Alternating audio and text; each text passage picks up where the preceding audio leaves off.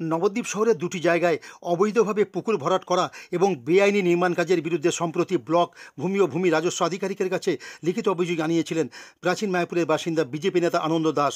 তার অভিযোগ ছিল 18 নম্বর ওয়ার্ডের মণিপুর রোডে পুরনো টেকনো ইন্ডিয়া স্কুলের পাশে একটি গর্ত পুরসভা জঞ্জাল ফেলে ভরাট করছে এবং 23 নম্বর ওয়ার্ডের বাইপাস রোডে কোর্টের সামনে পুকুর ভরাট করে একটি অংশে পুরসভার মদতে নির্মাণ কাজ চলছে। সেই অভিযোগের ভিত্তিতে ব্লক ভূমি ও ভূমি রাজস্ব দপ্তরের পক্ষ থেকে নবদ্বীপ পুর অঞ্চলের রাজস্ব আধিকারিক সন্দীপ চক্রবর্তী দুটি জায়গাতেই শুক্রবার দুপুরে সরেজমিনে তদন্ত করেন। এই তদন্তের রিপোর্ট ঊর্ধ্বতন কর্তৃপক্ষের কাছে পাঠিয়ে দেওয়া হবে বলে জানান তিনি। অন্যদিকে এই তদন্তে তারা খুশি নন বলে জানান অভিযোগকারী আনন্দ দাস। পুরসভাকে সন্তুষ্ট করতেই দায়সারা তদন্ত হয়েছে বলে জানান তিনি।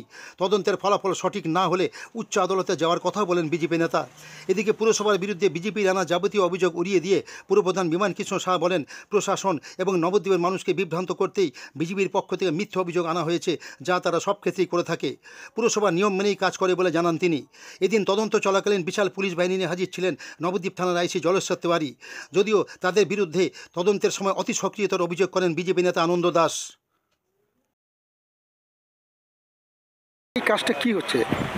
আমাদের কাছে, আমাদের নবদ্বীপ জেলার কাছে একটা অভিযোগ জমা পড়েছিল পুকুর ভরাট সংক্রান্ত, এবং যেটা ছিল টেকনো ইন্ডিয়া স্কুল। সেখানে আমরা প্রথমে গিয়েছিলাম, সেখানে এরকম কোনো ইনসিডেন্ট দেখা যায়নি।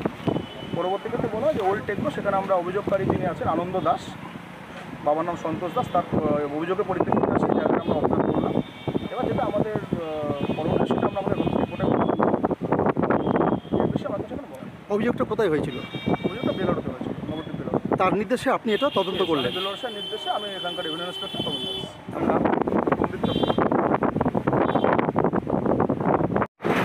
নবদ্বীপে জমি ভরাটের বিরুদ্ধে একটা অভিযোগ করেছিলেন, তার পরিপ্রেক্ষিতে আজকে দুটো জায়গা আরআইয়ের পক্ষ থেকে তদন্ত করা হলো, এনকোয়ারি করা হলো। তা আপনি কি বুঝলেন, কি দেখলেন ব্যাপারটা?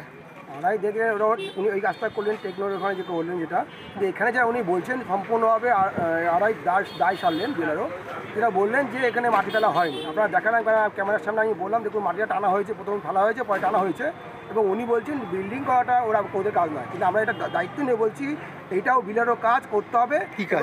বিলের কী কাজ? এটা কেন বিল্ডিংটা হলো? পুকুর জমিটা লেখা আছে, এটা পুকুর বলে, সেখানে তার উপর বিল্ডিংটা করেছে। এটা ওদেরকে বিলেরও দেখতে হবে কাজটা, এটা পুরো বন্ধ করার জন্য ওনাকেই করতে হবে। এবং তার জন্য আমরা হাইকোর্টে যাচ্ছি। হাইকোর্টে উনি জবাব বলুক, ওনাদের বলা যে দায়টা শুনে সারলেন, সেটা উনি হাইকোর্টে বলবে। এবং আমরা এটাও দেখলাম এখানে পুলিশ প্রশাসন যে সিভিল বিষয়ে পুলিশের পাওয়ার জিরো, সেখানে আমরা দেখলাম অতি সক্রিয় হলো নবদ্বীপ থানার পুলিশ।